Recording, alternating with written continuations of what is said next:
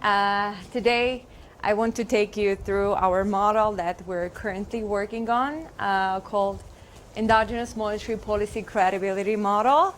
But before I start, I would like to talk about the three novel features of our model.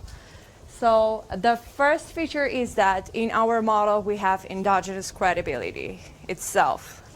So under the endogenous credibility, we assume that policymakers understand that their actions might have implications for their credibility. The second novel feature is that in our model, we are describing our economy with a set of linear and nonlinear equations. And in particular, we have two major nonlinearities, endogenous credibility and convex Phillips curve. And the third is that in our model, we are considering the symmetric loss function for monetary policy, which not only reacts to negative output gaps, but also to positive output gaps and overheating. So before we actually dive into our model, I would like to talk about the foundations of our model. So the mathematical foundations of our model are based on mixed complementarity problems. So the mixed complementarity problems are a class of optimization problems where we are dealing with a monetary policy loss function, which is subject to an economy that is described with linear and nonlinear equations. And in order to have a mixed complementarity problem, we must also include a nasty, occasionally binding constraints, such as the effective lower bound on the interest rates. So this is very important, the third ingredient, because if the central bank gets hit by the effective lower bound on the interest rates, here, in order to avoid dark corners, it needs to have additional plan or strategy for using alternative unconventional tools such as negative interest rates, fiscal policy, and so on, so as to fill the monetary policy space that was lost by hitting the effective lower bound on the interest rates. So this means that our policy needs to be a mix of conventional and unconventional tools, where the switch from one to another happens either automatically or by discretion, especially when our economy is stuck in low inflation trap. So we will go through each of these components during my presentation. So let's start with the monetary policy loss function. So here we have symmetric loss function for monetary policy that is suitable for countries like New Zealand with dual mandates that not only react to negative output gaps, but also to overheating and positive output gaps. You can see that the loss function for monetary policy is a function of deviations of inflation from its target, output gap, and changes in the interest rates. So within the first component, we penalize deviations of inflation from its target. Within the second component, we want to avoid deviations of output from its potential level, because in the short run, this will minimize the amplitude of business cycles. And within the third component, we want to avoid sharp movements in the policy rates, because this will reduce the policy rates' impact on relevant market rates, which in its turn will weaken the effectiveness of policy transmission.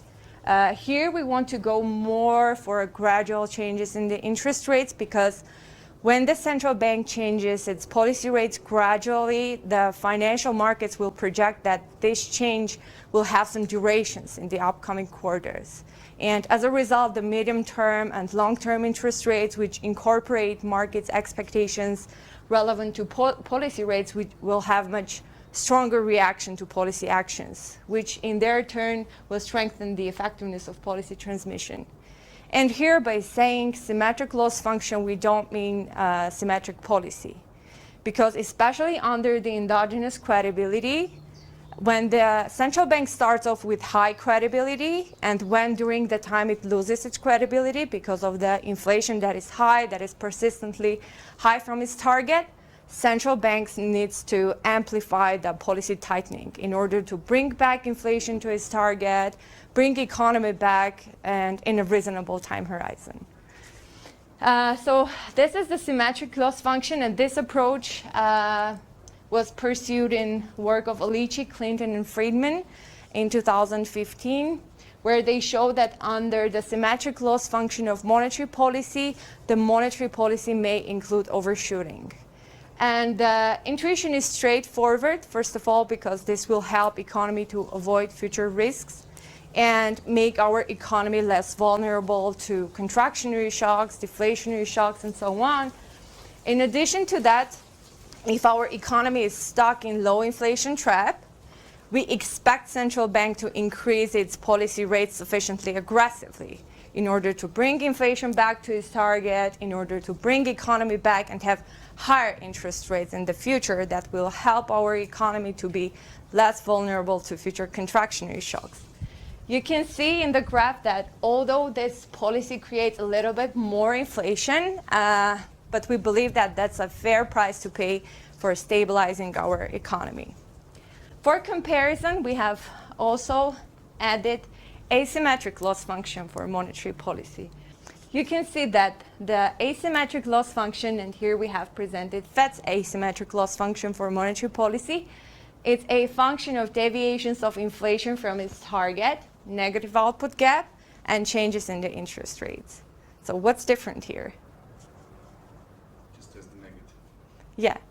Here, Fed only pays attention to the negative output gaps. And when it neglects positive output gaps and overheating, it makes the US economy more vulnerable to boom-bust cycles or stagflationary shocks.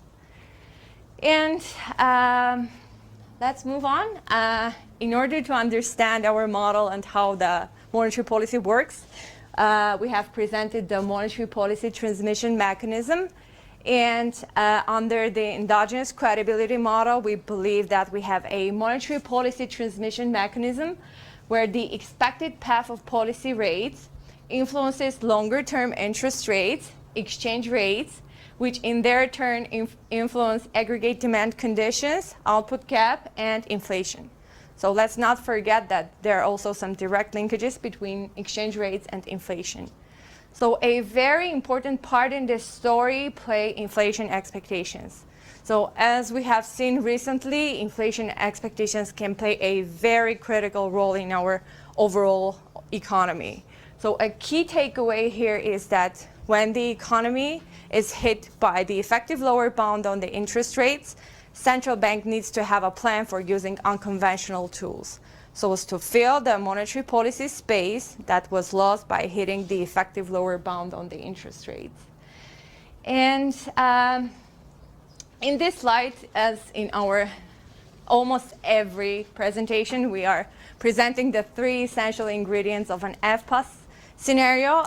Here we say that in order to construct our stories or scenarios, we need to give answers to the following three questions. Where is the economy now? What are the driving forces of our economy? And what do we need to do with our policy instruments in order to reach our policy objectives? And what are the implications of not adjusting our policy instruments sufficiently aggressively in order to reach our policy objectives? So keep this in your mind, and we will go back to this whenever we talk about our scenarios. So the next equation here is inflation equation. You can see that it can be divided into two parts, linear and nonlinear. Within the first part, linear part, we show that inflation is a function of its upward expectations and backward-looking components. You can see that inflation expectations are very important for us. You can see from the coefficient in front of the expectations, it's 0.7. But in an economy where the credibility is high, like when the credibility is equal to 1, we might also face some backward-looking processes in the inflation and inflation expectations. That's why we have added the inflation lag with 0.3 coefficient in front of it. So the second part of this equation is the convex Phillips curve. Here we assume that if the level of demand in an economy runs ahead from the level of the output that the economy can provide in the short run, this will create additional price pressures, which will make inflation rise. And this can be mainly explained by the capacity constraints that limits firms' ability to meet the cyclical changes in the level of demand. And if you're interested to learn more about convex Phillips curve, I would suggest you to read Tiff Macklim's paper.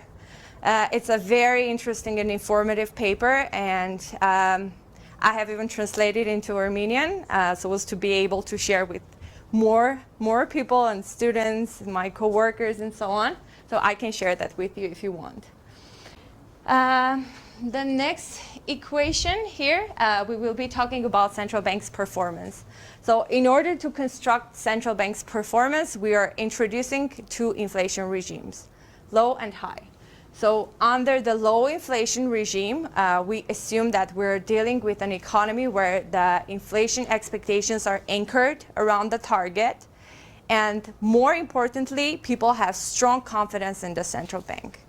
And the opposite is true for high inflation regime, where the inflation is high from its target, where the inflation is persistently high, and central bank starts to lose its credibility during the time.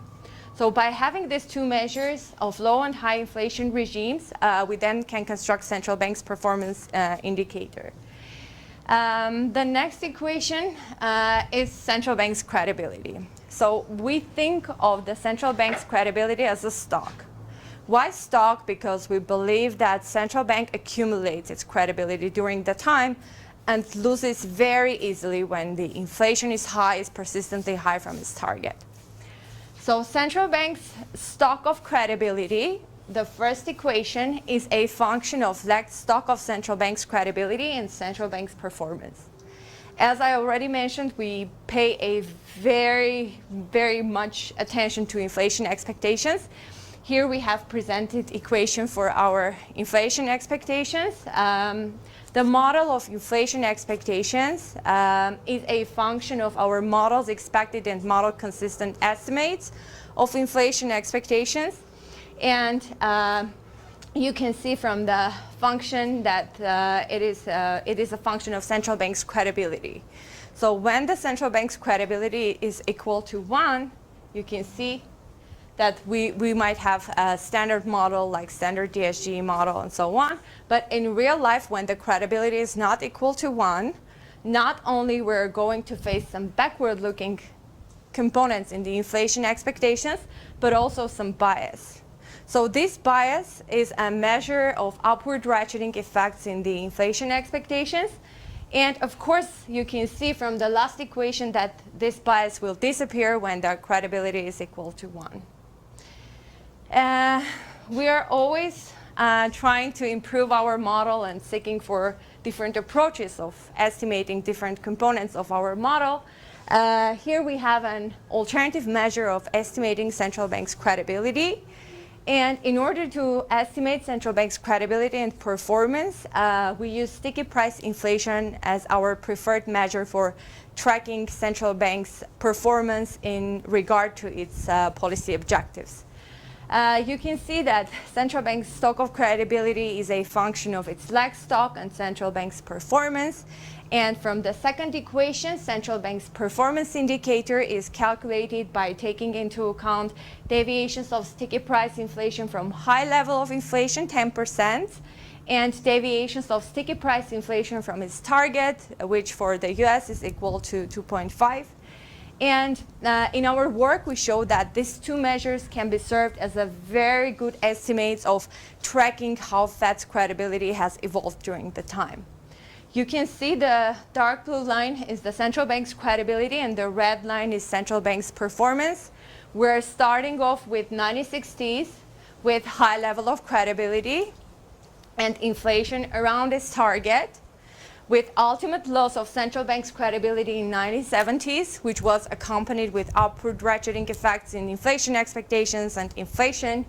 And you can see that upcoming decades, we have some stabilized credibility because of the inflation that is around this target until the COVID era, where because of the high inflation that is persistently high from its target, Fed started to lose its credibility. So here, it is important to understand that when the central bank starts to lose credibility, it needs to be more aggressive in terms of changing its interest rates in order to bring back inflation to its target in a reasonable horizon. And last but not least equation of our model is the output gap equation. We can see that it's a function of its lead, lag, and changes in the interest rates. So this is our model, and now I would like to talk about the main results. As Armen already mentioned, in our model and within the FPAS Mark II, we are mainly talking about different scenarios. And here we want to get rid of the notion of baseline scenario, because when the central bank publishes baseline scenario, people automatically think that it's the most probable scenario. And the next disadvantage is that when central bank wants to come up with a baseline scenario, it is very hard to bring to consensus all the board members or all the FOMC members, because each of them has their own opinions about economy and what is going on in the economy, and it's very hard to bring them into consensus. So, so far we have identified 4 types of scenarios: case A and B, and case X and Y. I will talk about them in a little bit. So in order to present our case A and case B scenarios, let's look at the Fed's expected path of policy rates on a certain date for 18th of August. The dark blue line is the expected path of policy rates on a certain date. And here, our case A scenario has some assumptions under which the central bank needs to increase the policy rates more than what market expects. This means that in our case A scenario, we might be somewhere here. The case B scenario has some assumptions under which the central bank needs to increase policy rates less than what market expects. This means that in our case B scenarios, we might be somewhere here. So let's look at the actual results. Here we have our case A scenario under the endogenous credibility model, the green line. You can see that we're starting off with an output gap that is equal to 0.5, which is accompanied with core PCE or core inflation around 4.5. And here, in order to bring back inflation to the target under the endogenous credibility model, the Fed needs to increase its policy rates by 4.5%, which is more than what market expects. It was around 3.6, as you remember. And as we're talking about endogenous credibility, you can see that because of the high level of inflation that is persistently high from its target, Fed starts to lose its credibility during the time. And once the inflation is back to its target and is around its target, Fed starts to recover its credibility. For comparison, we have also added exogenous credibility model. So what is the difference between endogenous and exogenous? So under the exogenous credibility, we believe that we are dealing with a perfectly credible central bank. You can see that the central bank's credibility is equal to 1, and it doesn't change during the time. So this means that under the assumptions of perfectly credible central bank, the Fed doesn't mean to increase policy rates as much as in endogenous credibility model. This is mainly because people have strong confidence in the central bank, and people believe that the inflation will go back to its target on its own without the need of central bank to create recession or to increase its policy rates aggressively.